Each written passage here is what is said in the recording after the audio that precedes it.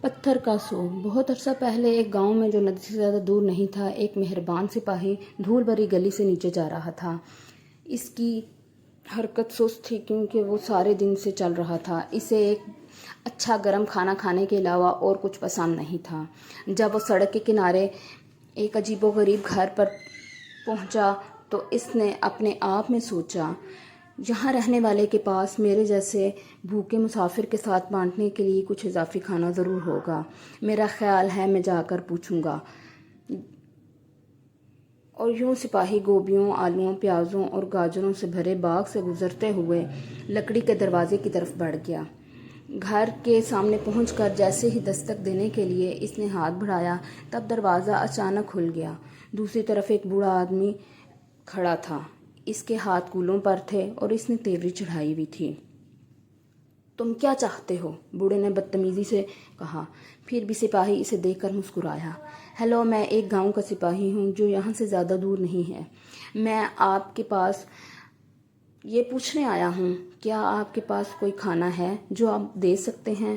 بوڑھے نے سپاہی کو اوپر نیچے دیکھا اور دو ٹوک جواب دیا، نہیں، اب چلے جاؤ۔ سپاہی اس سے باز نہ آیا۔ اس نے ایک بار پھر مسکرا کر سر ہلایا۔ میں دیکھ رہا ہوں، میں صرف اس لیے پوچھ رہا ہوں کہ میرے پاس اپنے پتھر کے سوپ کے لیے کچھ اور اجزاء ہوں گے، لیکن میرا اندازہ ہے کہ مجھے یہ سادہ ہی کھانا پڑے گا، اگرچہ اتنا ہی مزیدار۔ بوڑھے نے بمیں چکائیں۔ پتھر کا سوپ؟ اس نے پوچھا۔ جی جناب، سپاہی نے جواب دیا۔ اب اگر آپ مجھے جانے کی اجازت دیں گے۔ سپاہی راستے کے بیچ میں چلا گیا اور اپنے سامان میں سے ایک لوہے کی دیشکی نکالی۔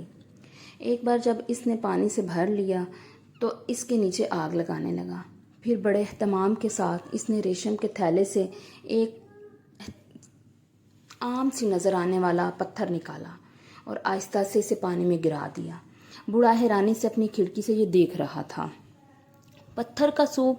اس نے خود سے پوچھا۔ یقیناً ایسی کوئی چیز نہیں ہے۔ اور تھوڑی دیر بعد سپاہی کو ایک چھوٹی سی چھڑی سے پانی ہلاتے دیکھ کر بوڑھا آدمی باہر نکلا اور سپاہی سے پوچھا، تم کیا کر رہے ہو؟ سپاہی نے اپنے برتن سے نکلنے والے بھاپ کی سونگھ لی اور اپنے ہونٹوں کو چاٹتے ہوئے کہا، مجھے پتھر کے سوپ سے زیادہ کوئی چیز پسند نہیں ہے۔ اس نے پھر بوڑھے کی طرف دیکھا اور کہا، یقیناً تھوڑے سے نمک اور کالی مرچ کے ساتھ پتھر کے سوپ سے کم ہی چیزیں بہتر ہیں۔ ہچکچاتے ہوئے بوڑھا اندر گیا اور نمک اور کالی مرچ لے کے آہستہ آہستہ سپاہی کے حوالے کر دیا۔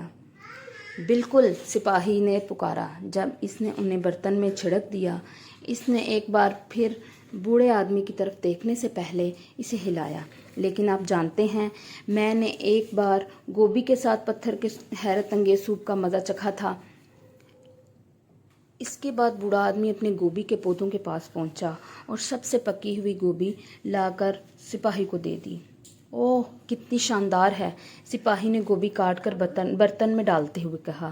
اس نے برتن کی ایک گہری سونگھ لی اور بوڑھے سے کہا، تم جانتے ہو، یہ چند گاجروں کے ساتھ بادشاہ کے لیے سوپ ہوگا۔ بوڑھے نے سوچتے ہوئے کہا، مجھے لگتا ہے میں کچھ گاجریں لا سکتا ہوں۔ اور وہ گاجروں کے پاس گیا اور مٹھی بھر توڑ لایا۔ جب اسے گاجریں پیش کی گئیں تو سپاہی بہت خوش ہوا۔ اس نے انہیں کاٹ کر ایک بار پھر برتن کو ہلایا اور یوں چلتا رہا۔ بوڑھا آدمی برتن کی خوشبو سے خوش ہونے لگا۔ جب وہ پیاز، آلو، گائے کا گوشت وغیرہ لے کر آیا، سپاہی نے خود بھی اپنے تھیلے میں مشروم اور جیسی چیزیں شامل کیں، جہاں تک کہ اس نے اعلان کیا کہ سوپ تیار ہے۔ بوڑھا آدمی سپاہی کی طرف دیکھ کر مسکرایا۔ جب اس نے آدھا سوپ اسے پیش کیا، آپ اندر کیوں نہیں آتے؟ میرے پاس آج صبح بیکری سے سیدھی لائی گئی تازہ ڈبر روٹی ہے جو پتھر کے سوپ کے ساتھ مزیدار ہوگی، اس نے شفقت سے کہا۔ اور اس طرح بوڑھے آدمی اور سپاہی نے مل کر ایک شاندار کھانا کھایا۔ سپاہی نے اپنے تھیلے سے دودھ کا ایک ڈبہ نکالا اور وہ بھی شیئر کیا۔ بوڑھے آدمی نے سپاہی سے اتفاق کیا کہ سوپ اس سے بہتر تھا جو اس نے پہلے کبھی چکھا تھا۔ یہ اس وقت تک نہیں ہوا تھا جب تک کہ سپاہی نے اسے ریشم کا تھیلا نہیں دیا تھا جس میں پتھر تھا۔ بوڑھے کو حقیقت معلوم ہو گئی، یہ وہ پتھر کبھی نہیں تھا جس کے مزیدار سوپ بنایا گیا ہو۔ بلکہ مل کر کام کرنے اور فراخ دلی سے اور سپاہی دونوں ایک ایسا لذیذ کھانا بنانے میں کامیاب ہو گئے تھے جسے وہ اپنے درمیان شیئر کر سکتے تھے۔